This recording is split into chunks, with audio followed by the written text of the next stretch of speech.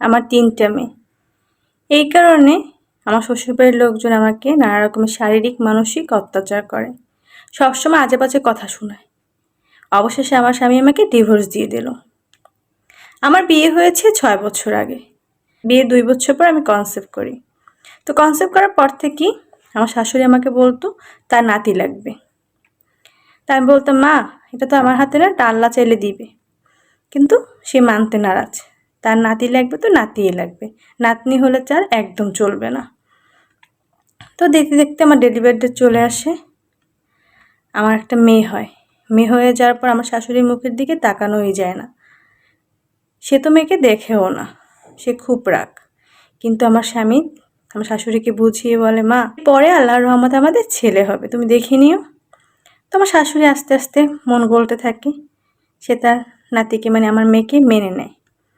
তো আমার মেয়ের বয়স যখন 2 বছর, তখন আবার কনসেপ্ট করে।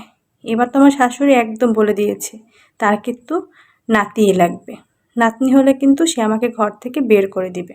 নাতনি হলে সে কিন্তু মুখও দেখবে না।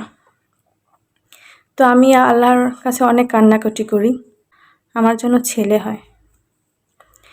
দেখতে দেখতে আমার ডেলিভারি ডেট চলে আসে। এবার আমার ভাগ্যটা এমন, আমার একসাথে যমজ 2টা মেয়ে হয়। আমার শাশুড়ি খবর পেয়ে ক্লিনিক থেকে বাসায় চলে যায়। আমার বাসায় নিয়ে আসে। বাসায় নিয়ে আসার পর আমি আমার শাশুড়ি হাত পা ধরে কান্নাকাটি করি, মা কী করব। সে কিছুতেই রাজি না। 3টা মেয়ে, এদের কীভাবে বিয়ে দিবে। সে তো এবার আমার মাকে তুলে আমাকে বকাঝকা শুরু করে যে তোমার মায়ের 4টা মেয়ে হয়েছে, তোমারও হবে, এই কারণে তোমার ছেলে হয় না। তা আমি বলি, মা আল্লাহ চাইলে হবে। বলে, আল্লাহ চাইলে তুমি আবার বাচ্চা নেবা, আর তোমার বাচ্চা কাছে নেওয়ার দরকার নেই। তো তখন থেকেই আমার শাশুড়ি তো আমার দেখতে পায় না, সংসারে সব কাজ করি ছোটো ছোটো বাচ্চাদের রেখে, তারপর তাদের মন পাই না।